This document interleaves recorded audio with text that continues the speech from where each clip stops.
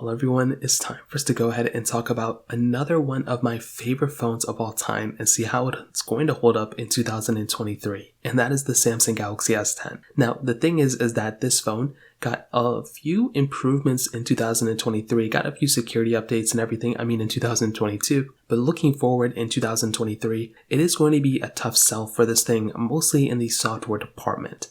This thing is still getting, I think, a few security updates here and there, but, this phone did end up getting kind of its last update in terms of its full OS update in 2022 for me. So, One UI 4 came out for this thing, and weirdly enough, my phone didn't end up getting this update until last year. So although it came out technically in 2021, it didn't even get discovered on my phone until early 2022, which was very weird. So technically for me, it kind of got its last update last year, but I've also had the chance of comparing this, phone against all the iPhones of last year, against all the Samsungs of last year for the most part as well. And it is crazy to me how good of a job Samsung did with this phone and how great it's holding up still to this day. Now, if you want to pick up some phones I would recommend this year, links will be down in the description. You can get them from there. You can help support the channel at the same time.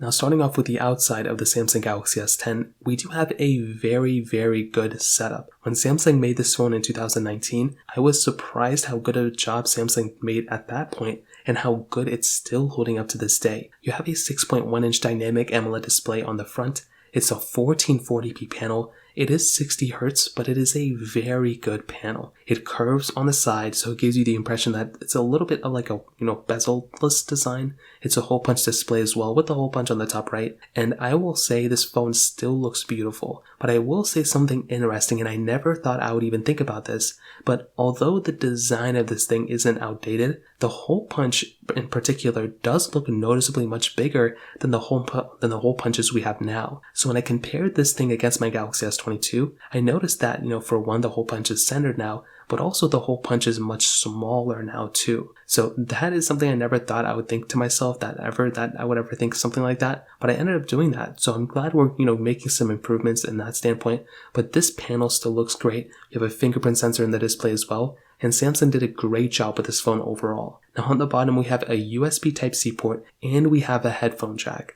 That type of I/O we just never see anymore, and the fact that Samsung was able to keep it, on this phone was really cool. By this point, a ton of manufacturers already had moved on by it, but the Samsung Galaxy S10 actually ended up having that type of capability, which that in and of itself is beautiful, and I was extremely happy when Samsung ended up going down that direction. Now on top of that, we also have a micro SD card slot on this phone as well. Just that in and of itself is another crazy thing. The fact that we can go ahead and just pop in a micro SD card slot or just a micro SD card and be able to go ahead and just expand our storage that way too is beautiful. And that in and of itself is one of my favorite things about this phone too. The fact that it has USB-C, headphone jack, and micro SD card is amazing. But this phone also has Samsung DeX, which allows you to go ahead and plug in, a USB-C, wire to your monitor, and you can go ahead and pretty much display whatever is on your phone to your, monitor. But you can also have a desktop-like experience on that monitor as well. So it's not just displaying your phone, you can actually have its own UI on that as well. You can use your phone as you normally would and use Samsung DeX separately. I made a few videos on it on my second channel. It is seriously some of my favorite things Samsung has made. Now on the back, some really big highlights here too. We have a triple camera setup on the back, which is really good. We have a full-on glass back, which makes this thing feel very premium. You have the center of this phone, which houses some really interesting stuff. So we have wireless charging on this phone, which is great. But we also have reverse wireless charging as well. Again, everybody made a big deal about this in 2019, and still to this day, I think it's one of the most amazing features a lot of these manufacturers have started, implementing. I don't think Samsung was the first one to do it, but they put it on a massive scale, and pretty much since then, a lot of their Samsung phones have had this type of capability. I think even the S21 FE had it, if I'm not mistaken. And again, it's one of my favorite things Samsung has done, and the Galaxy S10, I think, was one of the first Samsungs to have it. It is easily one of the best things Apple still has not implemented on their iPhones yet, which I'm severely disappointed in. I hope they end up doing it.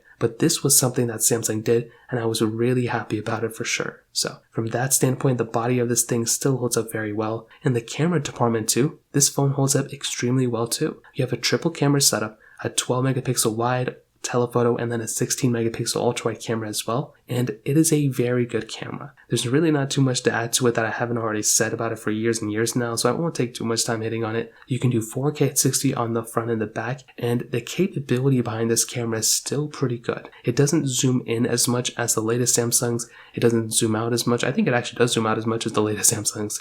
But I will say for this phone from 2019, it is still holding up pretty well in the camera department. There's still a lot of phones now that don't have telephoto lenses, like the standard iPhone 14 and iPhone 14 Plus, the iPhone 13 and iPhone 13 mini. So the fact that this iPhone actually does have, a telephoto lens built in is actually really nice, including the Pixel 6a and the Pixel 6 and the Pixel 7s don't have, the telephoto lenses built in, the Pro models do. But the fact that this one has it is actually a nice touch, and I think this camera is still holding up very well too. Now in the software department, like I mentioned, this phone is kind of outdated. It's not going to be getting any more software updates, which is expected, which is probably honestly one of the main reasons I wouldn't recommend necessarily buying this phone for using it. There might be some other reasons you may want to keep a phone like this around, but if you want to use it, I wouldn't plan on using it more than like a year or two. That's kind of where this phone kind of draws a line at, and I'll talk about that in a second. But the performance side is another awesome thing about this phone too. So we have that Snapdragon 855 chipset inside of it, and there were a few different models. We had the 6GB of RAM option and the 8GB of RAM option. On the specific one I had the 6GB of RAM option, and I was surprised how good of a job Samsung made at that point too, like I mentioned, because 6GB of RAM at that time was kind of, a decent amount, but still, it's actually been holding up quite well. I think with the Samsung Galaxy S10, Samsung did a tremendous job just, with everything on this phone, and the performance was pretty good as well. I've played so many games on this phone. I've done so many speed tests. I've compared this phone to every single Samsung Galaxy S series and really every other iPhone, every other Google Pixel, pretty much every phone I could think of I've compared to this thing, and definitely there's been some improvements in the performance segment, but if I wasn't comparing those things, I still would feel like this phone is still a pretty fast phone. So if you're planning on buying this phone, I would end up probably using it more like an emulation device or like a gaming phone, rather than, not like a gaming phone, but a phone to play games on, or a dedicated device to play games on, rather than probably using it as a main device. That was probably the main thing, just because the display on this thing is still very good. You have Samsung DeX, so you can go and connect it to a different monitor. You actually do have a lot of capability built in, but it's just the software that kind of throws me off. And at the end of the day, that is the thing that kind of draws me away. I think this phone hardware-wise still holds up very well. I think in the